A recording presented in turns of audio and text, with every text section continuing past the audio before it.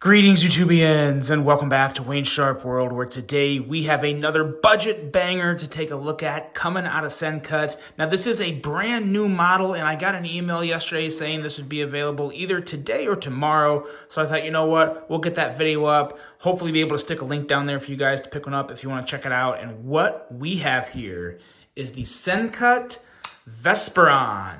Now, before I go any further into this review, I'd like to thank you guys for tuning in today. If you like what you see, please do me a huge favor. Hit that subscribe button, follow along, and I will continue to bring you the content. Now, let's take a look at some overall specs on this knife right here.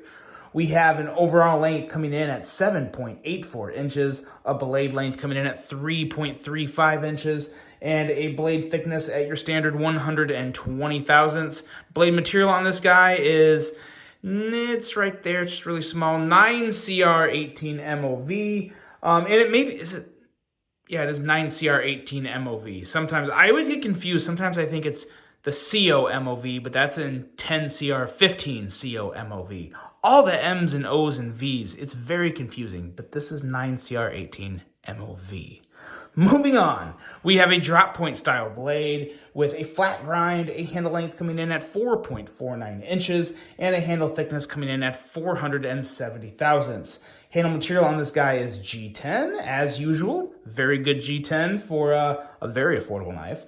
A liner lock locking mechanism and a user of a right or left hand tip-up carry with a weight coming in at 3.65 ounces and a price at $39.95. So yeah, when it comes to knives under $40 or $40 or less, Sencut continues to dominate, and I mean absolutely dominate the competition.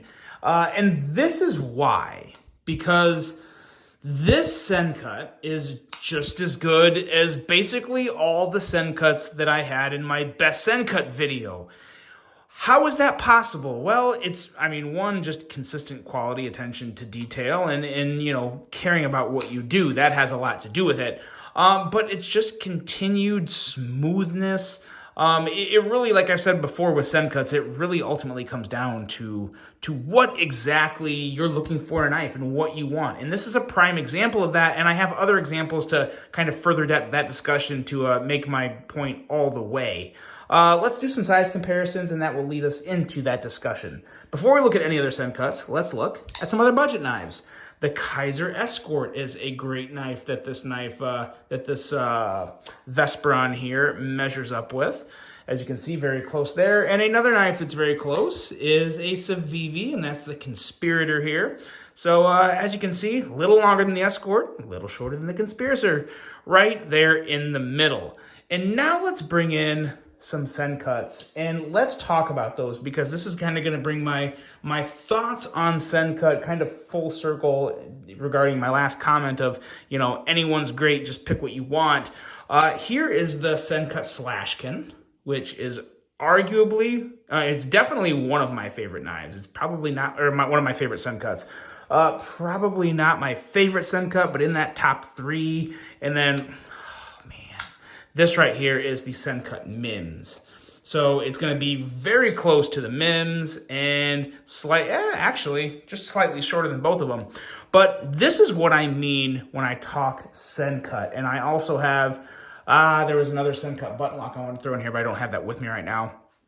But this is what I mean when I talk like the greatness of Sencut, especially for knives at $40 or less.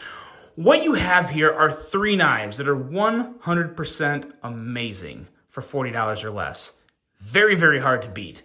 What makes one different from the other? Let's look at that. And the biggest difference for me with these three knives is the choil. There's a finger choil or a forward finger choil on the Slashkin, as well as the Mims, which for me, I do prefer a choil.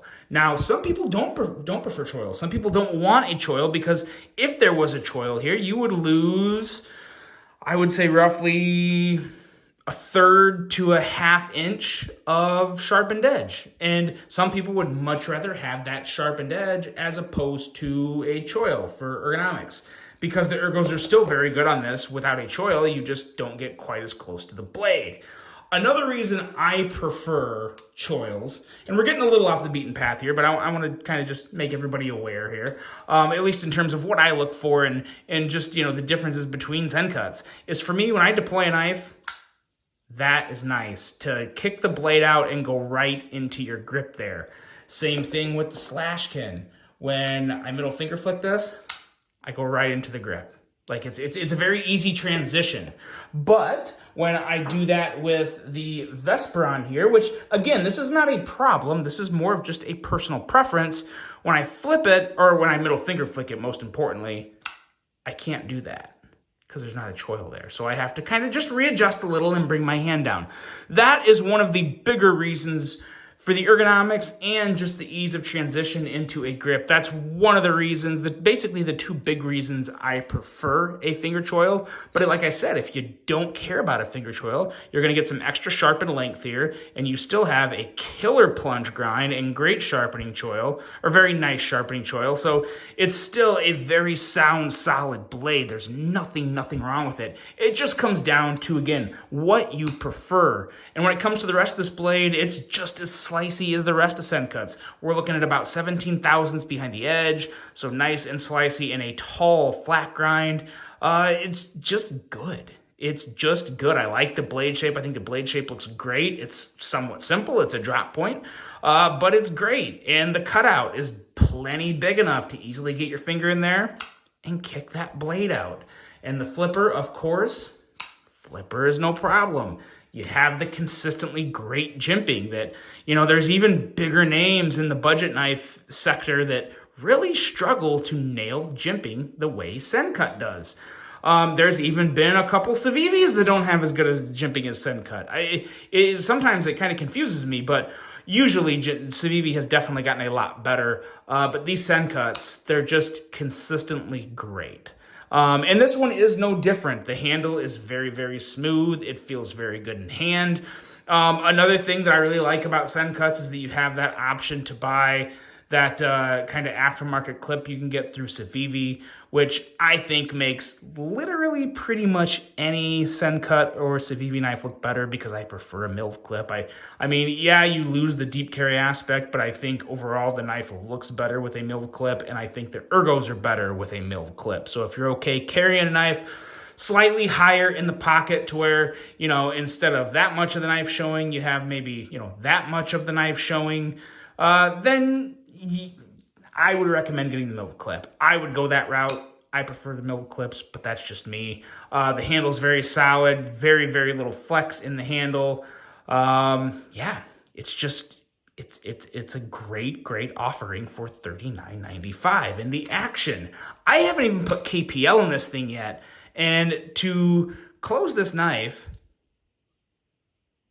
that's it. And blade centering, dead nuts. It's great blade centering, about as much, it's basically perfect. If you can consistently get this with budget knives, I'll take that. I remember 5 years ago when blade centering on a $40 knife was not to be expected. It was not to be expected. And now, after my time with these Sen cuts, this is 100% expected. And I'm pretty disappointed if I get one with bad blade centering because they've set the standard. They really have set the standard with the $40 and under knives. And obviously, as you can see, my overall thoughts on this Vesperon is very good. I don't have any reason to steer anyone away from it. I also like the fact that it's using 9CR 18 MOV. You probably do get better performance out of D2. And at the end of the day, like I said, on a $40 or less knife, I honestly don't care that much at all, whether it's 9CR 18 MOV or D2. If I had to pick, I kind of feel like I'd probably pick 9CR just because I'm stubborn and I've been saying for so long how much I don't care for D2 that much. That's more on expensive knives, but even when you're talking the budget sector, at the end of the day, I really don't care that much for a $40 or less knife. Either one of those steels is a great steal for a $35 to $40 knife. There's nothing to complain about there. And again, it's just a very solid offering. You got the good jimping, you got everything you look for in a true, good, solid beater EDC, because, you know, these things aren't made to be collected. They're not, I mean, nothing wrong with collecting it if you do. Everyone starts somewhere. I started with $20 knives. Everyone starts somewhere, and there's nothing wrong staying there.